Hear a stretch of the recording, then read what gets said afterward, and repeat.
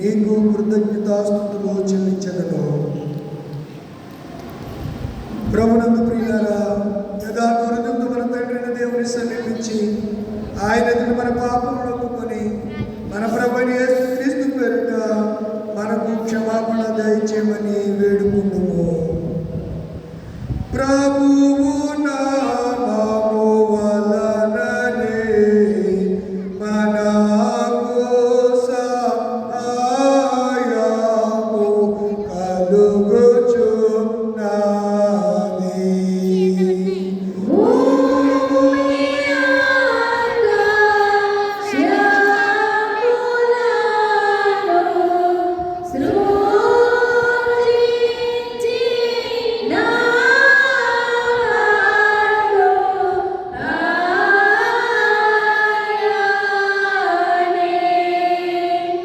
ప్రభు సన్నిధిని నా అతిక్రమములునే నోపుకొందు నన్ను కొట్టిని. నీవు నా పాపదోషము పరిహరించి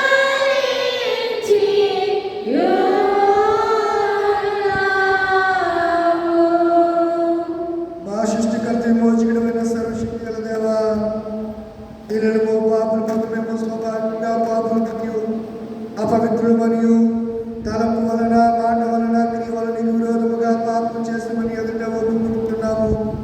కావున మేము మా ప్రభువైన యేసుక్రీస్తు నిమిత్తమున నీ కృపను వెదకుచు వేడుకొనుచు మితిలేని కనికరం గల నీ అందుకు ఆశ్రమంగా వచ్చుచున్నాము.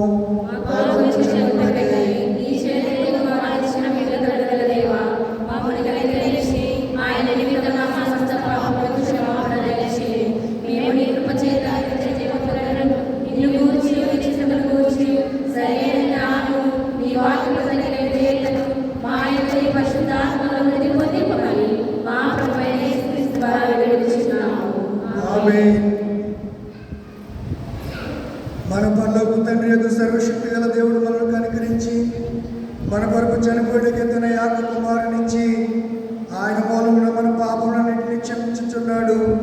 ఆయన ఆపద శ్వాసం ఉంచి వారికి దేవుని కుమారుడికి అధికారం ఇచ్చుచు వారికి తన పరిశుద్ధాత్మను అనుగ్రహించును. నమ్మి బాప్తిసం పొందువాడు రక్షింపబడును.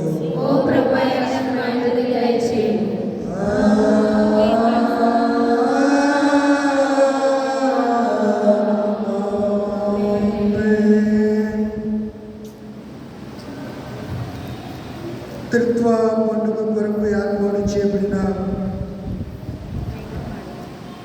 ప్రారంభ గీతమును చదువుకున్నాము.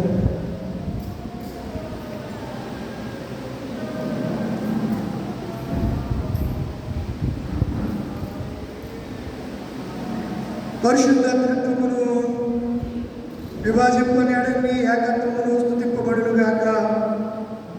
ఆయన తన కృపను మనకు చూపి ఉన్నాడు. ఆయనను మహిమపరచుదుము. యెహోవా మా ప్రభువా, భూమి అంతటా నీ నామం ఎంతో ప్రభావం గలది. ఇంతటితో ప్రారంభ గీతము ముగిసినది.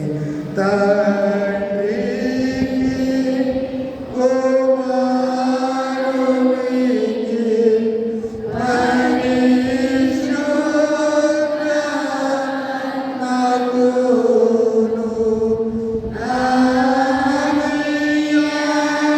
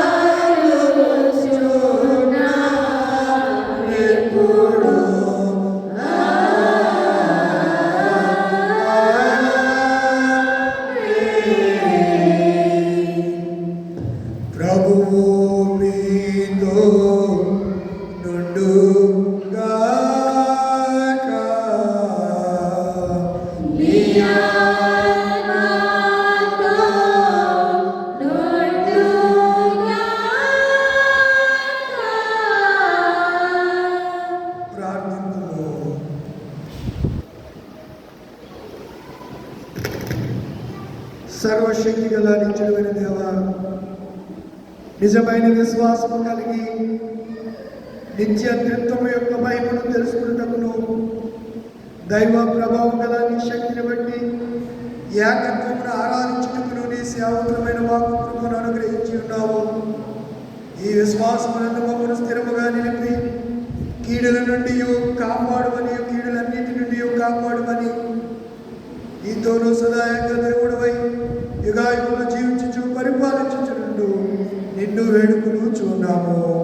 ఆమేన్. దయచేసి కూర్చోనండి.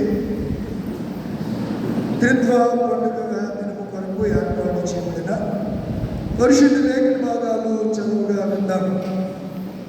పాత నిబంధన వాక్య భాగము హెస్కేలు గ్రంథం, ప్రవక్త అయినటువంటి హెస్కేలు రాసినటువంటి గ్రంథము 18వ అధ్యాయము 30వ వచనం నుంచి 32వ వచనం